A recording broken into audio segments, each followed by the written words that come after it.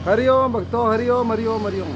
मैं सभी धर्म प्रेमी सज्जन, हमारी माता बहन भाई बंधु संत समाज को हमारी तरफ से बारंबार प्रणाम। भूल चूक में अगर गलत शब्द हमसे निकल जाए तो हमें क्षमा करें।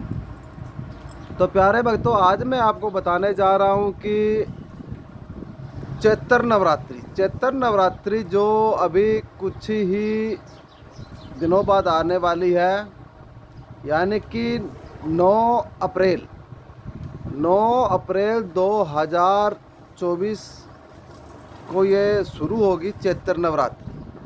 तो थोड़ा मैं इसके बारे में आपको, नवरात्रि के बारे में, पूजा के बारे में व अनुष्ठान के बारे में, जिस विधि से आप पूजा करना चाहते हो उसके बारे में, व जो ग्रहण लगने जा रहा है उसके बारे में मैं आपको बताने जा रहा हूँ। तो थोड़ा वीडियो पूरा देखें, थोड़ा आपको अच्छा लगे तो अपने मित्र भाई बंधु अन्य लोगों को भी इसे शेयर करें। थोड़ा लंबा हो जाएगा वीडियो, लेकिन थोड़ा आप ध्यान से सुने। देखिए, इसमें 8 अप्रैल को सूर्य ग्रहण लगने जा रहा है। प्रकाश सूर्य ग्रहण ये रात्रि को लगेगा, जिसका ये काल दर्शन का जो कैलेंडर है इसका बता रहा है कि 9:12 से ये सूर्य होगा और 1:25 पर ये इसका समापन हो जाएगा सूर्य ग्रहण का। तो अपने हिंदुस्तान में सूर्य दिन में निकलता है, तो इसके यानी कि सूर्य तो सूर्य ही होता है, लेकिन अपने को ये दिखाई नहीं देगा। लेकिन इसका असर पूरे जो मानेगा तो उसका तो रहेगा, अगर जो नहीं मानेगा तो वो उसके लिए तो कुछ नहीं है, चाहे कोई ग्रहण हो चाहे कोई पर्व हो जाए। तो ये सूर्य ग्रहण लगने जा रहा है रात्रि को 9:12 से लेकर 1:25 तक। तो इसमें एक तो आप विशेष ध्यान रखें कि घर में कोई बहन बेटी का डिलीवरी होने वाला है तो उसे जगा कर रखें। वह अन्य कोई आपका कोई अनुष्ठान है तो उसे ना आप करें, कोई अन्य भी कोई आपके क्रियाक्रम करने वाले हैं तो वो भी इस पर ना करें। यानी कि घर का कोई भी शुभ कार्य इसमें किया नहीं जाएगा। लेकिन इसमें जो भी किसी प्रकार का कोई, हमारी माता बहन भाई बंधु किसी प्रकार का कोई अगर भक्ति लाइन में है, कोई भगत भोपा बाबा तांत्रिक कैसा भी हो, उसके लिए ये एक बड़ा संजोग बनने जा रहा है। ऐसे संजोग काफ़ी वर्षों के बाद, इंतजार के बाद में मिलते हैं, क्योंकि रात्रि को सूर्य ग्रहण है और सुबह नवरात्रा शुरू हुआ है। तो नवरात्रा का में इसमें विशेष महत्व ये रहेगा कि इसमें नवरात्रों में जो 9 देवियां होती हैं ये धरती पर वास करती हैं। उस टाइम इनका धरती पर आवागमन रहता है, यहीं पर ये अपना इनका पहरा रहता है। जो भी भक्त शक्ति की उपासना करता है तो उसे जिसकी भावना से करता है उसको वैसा ये आशीर्वाद देती है। तो अब मैं आपको बताता हूँ भी, जैसे आपका सूर्य ग्रहण आपका लगने जा रहा है तो उसमें आप कोई भी भाई भगत हो और ऊपर से ये नवरात्रा, तो इसमें विशेष चीज़ का आप ध्यान रखिए कि क्योंकि अगर नवरात्रा जो करता है, हमारी काफ़ी बहनें नवरात्रा घर में अनुष्ठान बिठाती हैं, तो उसके लिए वो पहले एक दिन पहले अपना सामान वगैरह बाज़ार से खरीद के ले आते हैं। तो इसमें एक तो मिठाई का, फल का व कोई अन्य व्यंजन का, इसका आप उस दिन एक दिन पहले बाज़ार से ना लाइए इसे, या कोई अन्य सामान है वो भी आप ना लाइए।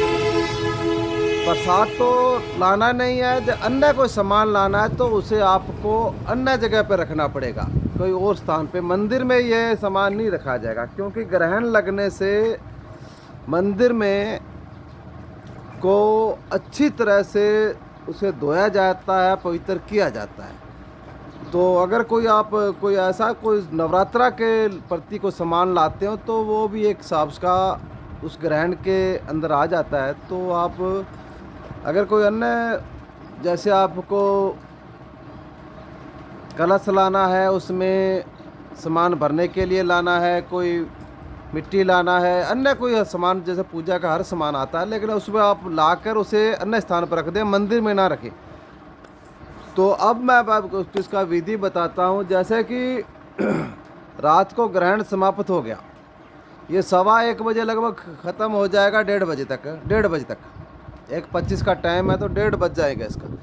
उसके बाद में रात्रि में अगर कोई अपना हिम्मत करे भी थोड़ा सा, तो उसके बाद में पूरा आप जहाँ पे आप बैठते हो, पहले तो इस ग्रहण का आप जैसा भी कोई आपने जो आपने अनुष्ठान बिठाना है नवरात्रि में, जिसका पूजा साधना करना है, उसका जाप आप ग्रहण में जितना समय इसका है उतना समय आप उसका जाप कीजिए। वो जाप आप कहीं पे बैठ कर सकते हो, कोई माला की ज़रूरत नहीं है, कोई इसमें कोई दिशा की ज़रूरत नहीं है। जहाँ पे बैठ के आप जाप कर लीजिए। उसके बाद में जहाँ का आपका कोई पूजा स्थल है, चाहे बड़ा है चाहे छोटा है, चाहे छोटा मंदिर है, चाहे जैसा कुछ भी है, लेकिन ग्रहण समाप्त होने के बाद में उसे आप अच्छी तरह से उसका धुलाई कीजिए, यानी कि पानी से उसको अच्छी तरह से उसका धुलाई कीजिए पानी से। वह अगर आपके मंदिर में छोटी बड़ी कैसी भी मूर्तियां हैं, तो उसके लिए आप पंचामृत का स्नान कीजिए ग्रहण समाप्त होने के बाद में। और क्योंकि 12 बजने के बाद में आगे का जो समय होता है वो नवरात्रा में आ जाता है, लेकिन जो अगले जैसा कोई भावना से मानता है उसी तरीके से कोई कर सकता है। तो आप ग्रहण 1:30 बजे ख़त्म हो जाएगा, तो उसके बाद में आप अच्छा उसको स्वच्छ करके उसका स्नान करके, अगर रात को नहीं कर सकते तो आप सुबह संध्या काल में उठिए सुबह, तो उस टाइम में आप पूरे मंदिर का धुलाई कीजिए अच्छी तरह से। वहाँ पे आपका जैसा भी है बना हुआ जगह, चाहे छोटा हो बड़ा हो कमरा कैसा भी, उसको अच्छी तरह से धुलाई करने के बाद में वहाँ का जो भी सामान है उसे अच्छी तरह से पानी से धुलाई करके, गंगा जल का हो तो छिड़काव कीजिए, मूर्तियों तो पंचामृत के उनका स्नान कराइए। उसके बाद में आप वहाँ पे कलश रखिए। कलश में भी आप देखिए 2 प्रकार के आप कलश रख सकते हो। जैसे आपका सूखा कलश रखना है तो उसमें आप धान भर के किसी मटके में उसे नारियल रख के आप कलश रख सकते हो, जिसमें आप आम के पत्ते लगा सकते हो और कनेर के पत्ते भी लगा सकते हो। ये कलश एक सूखा कलश रखा जाता है जो धान से भरा होता है। दूसरा होता है जी, जो आपको कलश रखना है अगर, तो उसमें आप को मटकी में पानी भरकर और ज्वारा वगैरह की खेती लगाकर उस पर आप कलश रख सकते हो। तो दोनों विधि से आप कलश रख सकते हो। और तीसरा इसमें आ जाता है कि आपको अगर शक्ति का आपको उपासना करना है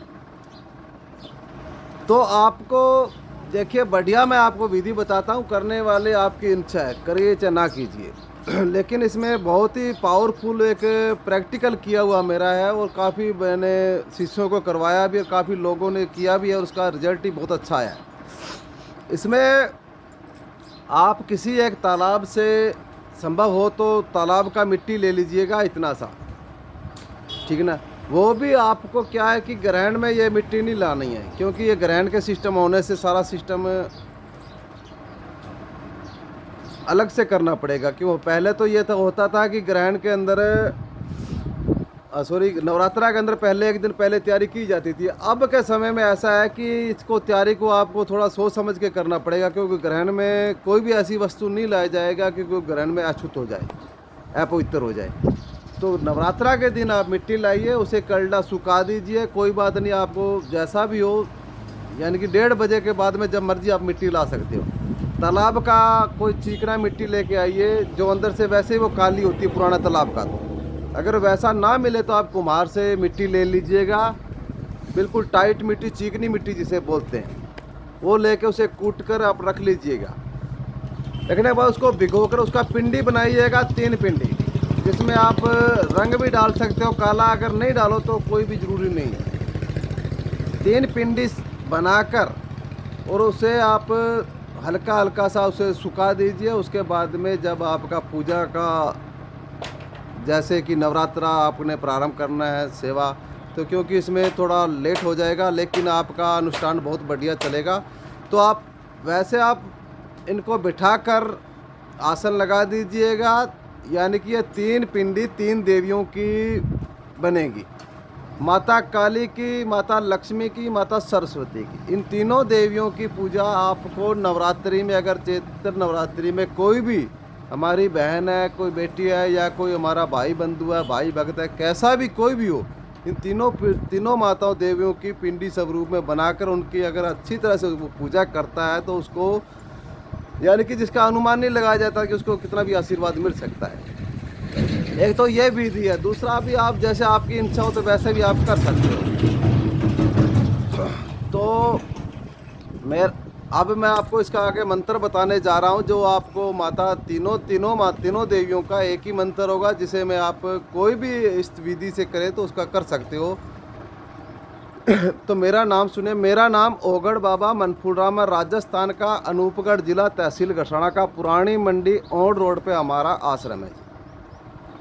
हम यहाँ पे जितने भी सत्कर्म होते हैं वो सभी करते हैं हमारे आश्रम पर। जैसे कि किसी को भूत बाधा लगा और काफ़ी समय से लगा हुआ, तो उसका अगर ठीक नहीं हो रहा तो वो हमारे आश्रम पर आ सकता है और अपना इलाज तसल्ली बख्श करवा सकता है।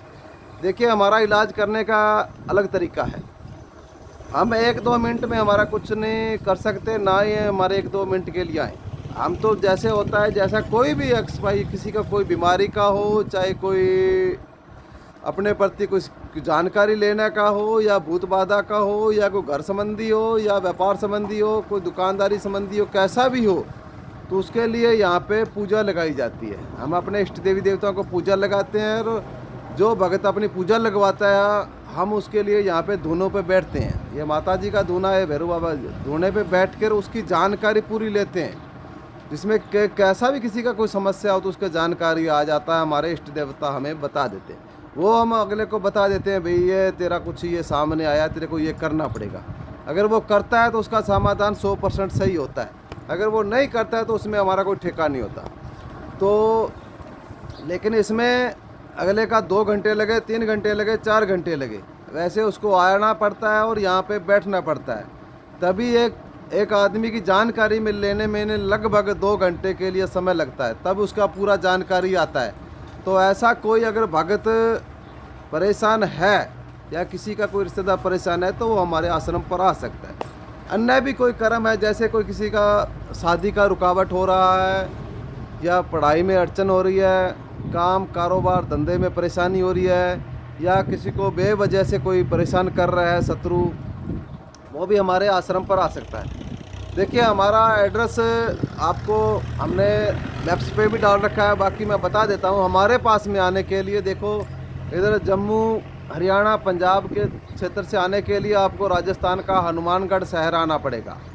वहाँ से गढ़साना के लिए बसें आती हैं, वहाँ से आप आ सकते हो। 140 के लगभग ये एरिया का लड़ जाता है, और यहाँ से ऑन रोड हमारे आश्रम से आगे से गुजरती है, यहाँ से बसें यहीं से जाती हैं।